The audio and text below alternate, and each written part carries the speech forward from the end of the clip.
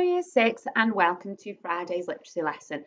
Happy Friday, we made it through another week. I am so impressed with the similes, metaphors, personification, alliteration and onomatopoeia that I have seen yesterday. You are so creative and you did an absolutely brilliant job. They will really help you with your work today. So today we are going to create a setting description based on the video that we looked at yesterday and also using some of the work that you did yesterday as well to help you. So if you want to remind yourself, have another little watch of the video. Remember I sent the link yesterday, or you can put into Google 23 degrees 5 minutes and that will bring it up. So we are going to look today then at writing a little setting description, just a paragraph and using some of the techniques that we practiced. So before we get going, what I'd like you to do in your purple book is I'd like you to write down a little toolkit for yourself. So what you think would be included in a setting description. Now, obviously, there's the techniques we talked about yesterday, but what other things do you think I might be looking for when I read your work? So think about what you need to include. So I'm going to ask you to pause the video and jot down really quickly anything that you can think of that you think would be included in a setting description. Okay, so pause the video now and have a little go. Right, so you should have made a little list for yourself.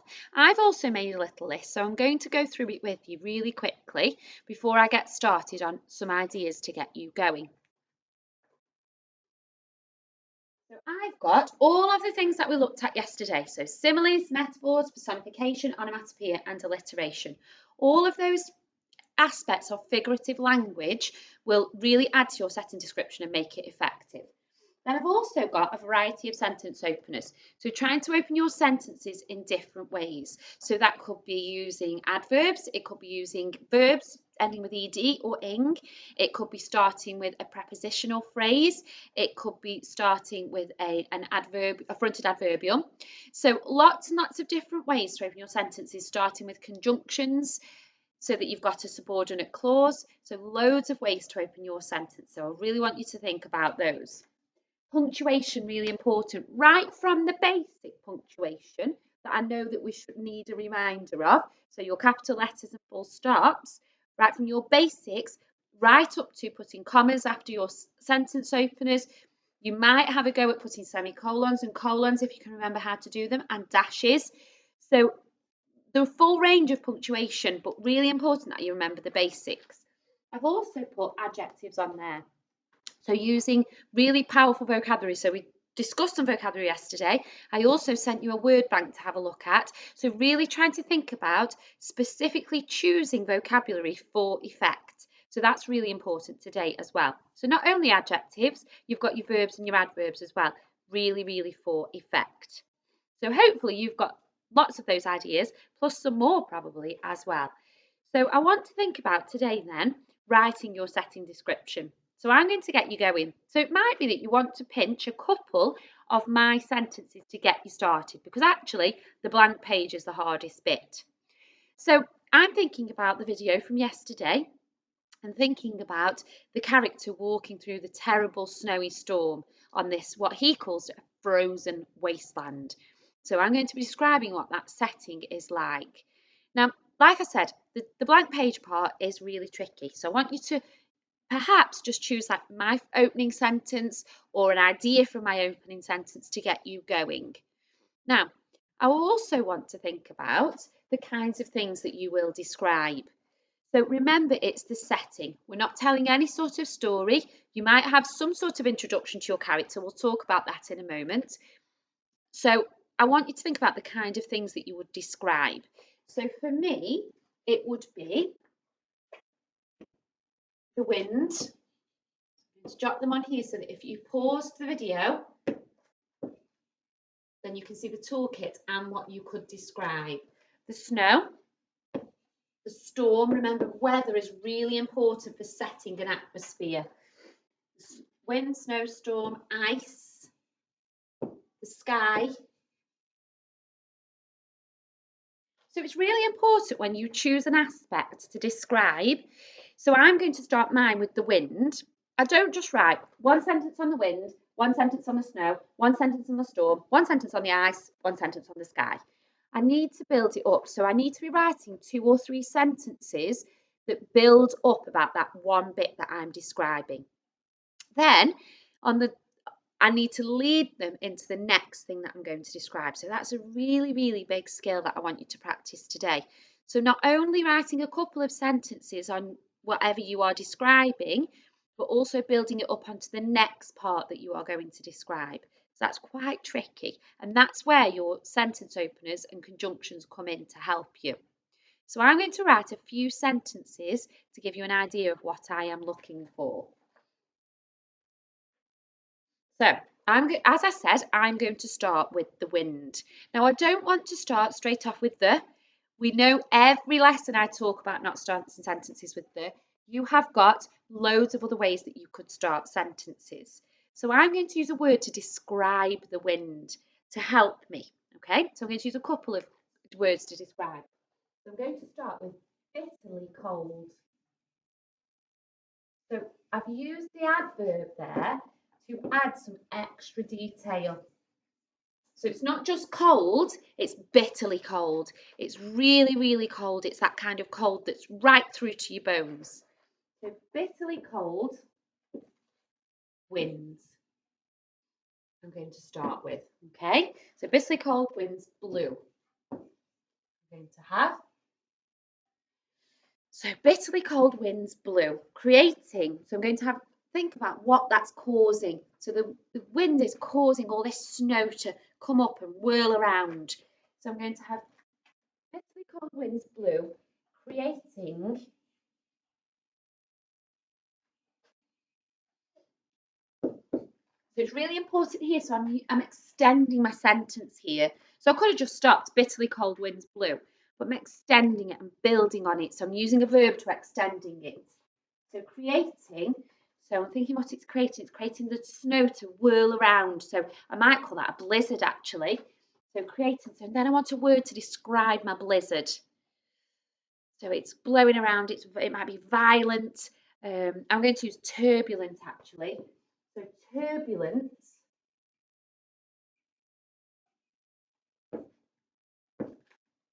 blizzards. Oops.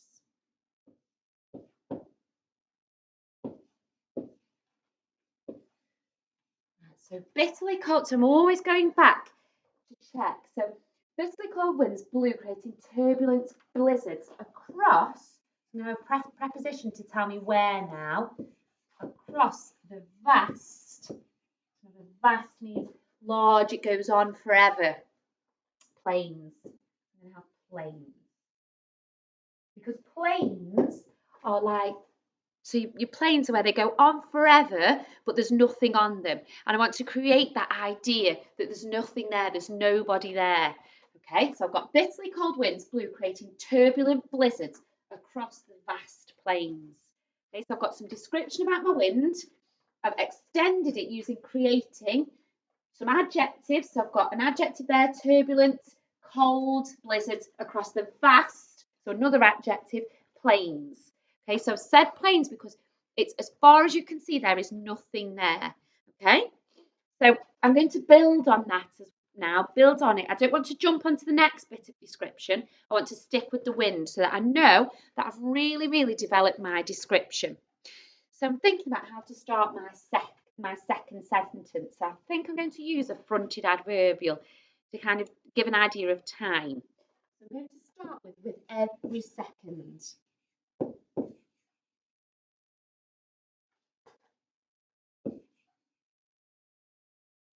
I need a comma because I've got a fronted adverbial. So with every second, it's brutality I'm going to have. You know the word brutal from your Blackbeard reading. So brutality grew. With every second, its brutality seemed to grew. Now, I've not really included any kind of similes, metaphors, or anything yet. So I'm going to have a think about what kind of thing I could include. So I'm going to think about the wind like daggers. Okay, because you know what it's like when you're being blasted with the wind, it feels painful. So I want to get an idea of something being painful. So I'm going to have the idea that it's spitting. Oh, yes, that's my personification. So I'm going to have the idea that it's like spitting daggers at me. Okay, because I want to get that idea that it's really cold and really painful. Okay, so with every second, its brutality grew. Spitting, venomous. Oh, yeah, venomous. So it's like poisonous daggers. That's anything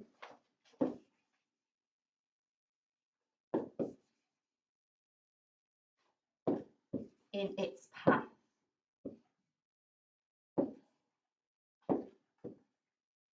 So I've got my personification there, but I've also got a bit of a metaphor. So I've got spitting venomous daggers. Okay, so it's not actually spitting daggers. I'm just using that imagery to create an image in my reader's mind. Okay, so I'm not going to carry on. I am going to carry on. But I'm going to stick with the wind. Okay, so I'm going to say nothing escaped. So nothing escaped. I want to say nothing escaped from it. So I'm having to think, how could I put that? So nothing escaped. So I'm going to think about if it's trying to grab somebody, trying to grab them and bring them down and attack them. So I'm going to say nothing escaped. It's hateful.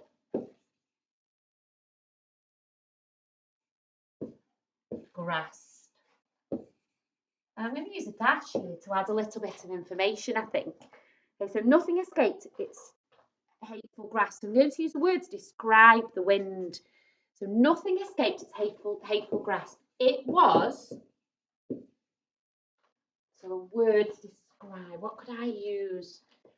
Oh, I think I'm going to use merciless. So that means it doesn't forgive anyone. It doesn't let anybody off. It attacks anybody in its path. I'm going to use merciless. So it was merciless. Okay. So, oh, actually, I think I'm going to add to that. So I'm going to actually make that, oh dear, bad job there. So I'm going to do a metaphor actually. So I'm going to say it was merciless. So that's a word to describe it. So nothing escaped its hateful grasp. It was, so I'm going to say a merciless beast. Okay, so a metaphor there. So I'm saying that it is a beast. It's a beast that's on the attack. Okay. So let me read back through what I've done just to make sure I'm happy with it. So I've got bitterly cold winds blew, creating turbulent blizzards across the vast plains.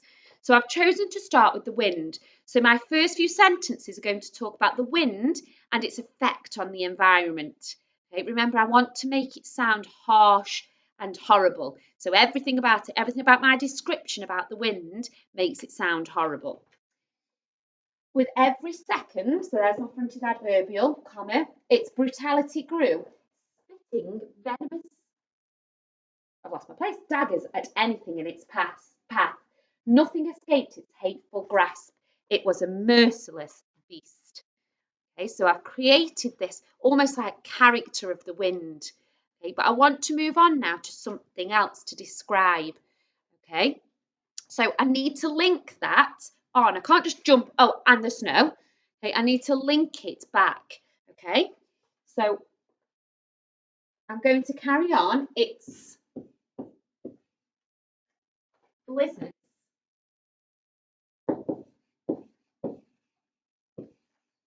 caused visibility. So that's what you can see. The word there, oh, I've done a really bad job of spelling that. We'll start again. Viz.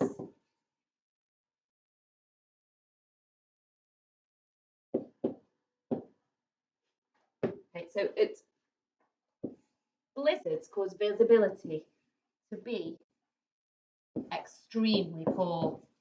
So what you can't see anything ahead of you. Well, that's what the wind has caused. It's caused these blizzards to make visibility to become really poor. Okay? So I'm going to actually put a semicolon now. That's because I'm about to explain why visibility is poor. Okay, so flurries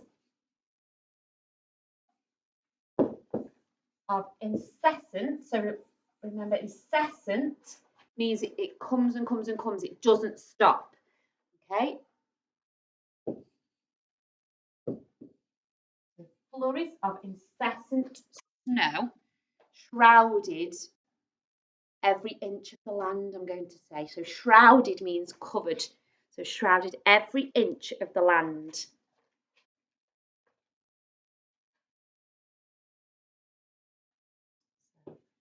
Shrouded every inch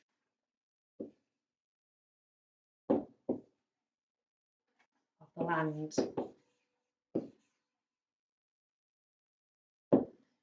Okay, I'm going to stop there. Okay, so I've showed you how I've moved on to the next part, still using the wind. So I've gone on to the next part, but I've linked it back to the wind by saying its blizzards cause visibility to be extremely poor. Flurries of incessant, so it goes on and on and on, snow shrouded every inch of the land, so covered every inch of the land. So have a think really carefully. So go back to your similes, metaphors, personification from yesterday, because you can include those. You've already written those sentences, so it'd be brilliant to get them in.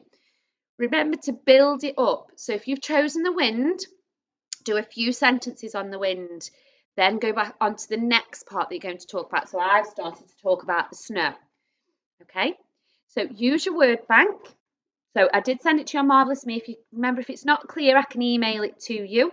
Use your word bank, go back to the video, use your work from yesterday, go and pause the video on your toolkit. Remember that I did say if you needed to use my sentence, my first sentence to get you going, or use my sentence and change it a little bit, then that's absolutely fine because it's tricky to get going.